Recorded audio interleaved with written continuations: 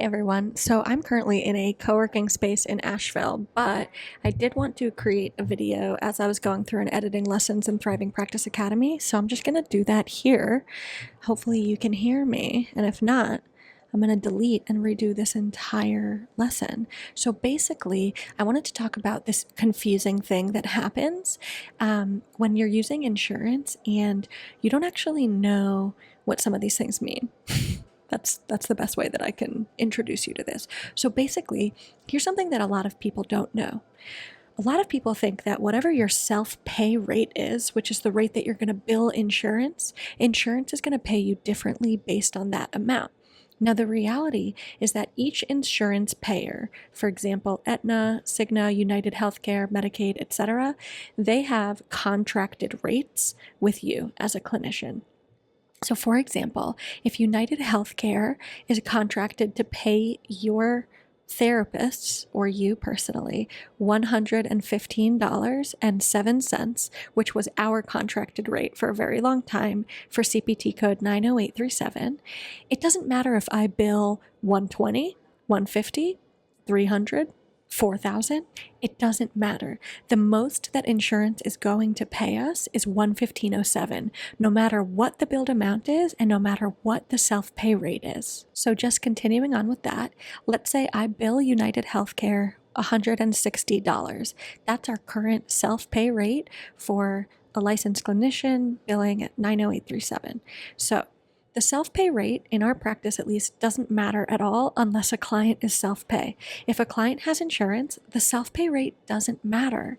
Again, I can bill insurance anything, and they're still only going to pay the contracted amount. If you are billing less than what insurance is contracted to pay you, that's when it's going to be an issue. So if I bill $90, United Healthcare is going to pay me $90 because it's less than their contracted amount. So you always want to make sure that you're billing more than the contracted amount. Or to be safe, whatever your self-pay rate is, hopefully it's 150 plus, maybe 130 plus, depending on where you live. So now we're going to introduce something called the contractual adjustment. Now in SimplePractice, when I am updating insurance payments, it will say, you billed $160. United Healthcare paid $115.07. Or if the client has a $15 copay, it will say, copay $15. United Healthcare paid $100.07 because the copay is just going to be part of that contracted amount. So whatever the copay is, insurance is going to pay the rest of the contracted amount. But on SimplePractice, there's this little box at the end of the claim or the end of the row when you're updating an insurance payment where you'll click the button. It's like these little arrows going around and it says write-off. Now don't be confused. Write-off does not mean it's a tax write-off or it has anything to do with taxes.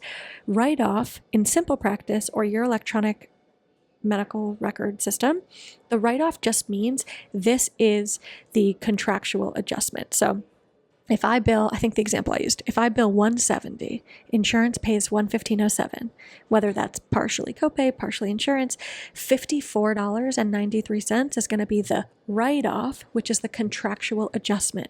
What happens to that money is literally nothing. It goes into the ether. That is not money that you're losing. That is not money that you're gaining. That is not money you could write off for taxes. It's just gone. It's the contractual adjustment. Just to be clear, you cannot charge the client the difference. You cannot charge the client anything if they're using insurance other than what insurance says their copay is or their co-insurance. So again, that difference in the self-pay amount and the insurance amount goes into the ether, it goes into the nothingness, and it's gone. So you can technically think of it as losing money if you're thinking about, okay, if these are my self-pay rates, but I'm choosing to use insurance, how much money will I lose if I'm going insurance instead of self-pay only? However, if you're choosing to go the insurance route and make your practice more accessible, then that's just money that you are not making. So I know that our United Healthcare clients, each session is going to be around $115.07. Now I think with our rate negotiation, it's $120. Aetna's $96.65. Medicaid is $100. At least in the state of Maryland, Medicaid pays $100 per session, and there is never a copay, and we can never charge them a late cancellation or no-show fee because it's not ethical and potentially not legal in the state of Maryland. It's just not very ethical, right? And so again, that write-off is not really a write-off. It just is gone. It's the contractual adjustment. So I just wanted to make this quick video to explain this because as I've been onboarding a new clinician or a new practice manager at my practice named Lorraine, who's going to be working under Sarah, she was saying, oh, what's that? What's the write-off? And I was like, I don't actually know. I just think it goes nowhere. But let me check. And then I looked it up and I was like, confirmed. It goes nowhere. It's not a tax write-off. It's not anything. It's just the contractual adjustment. Let me know in the member hub if you have any questions about this lesson.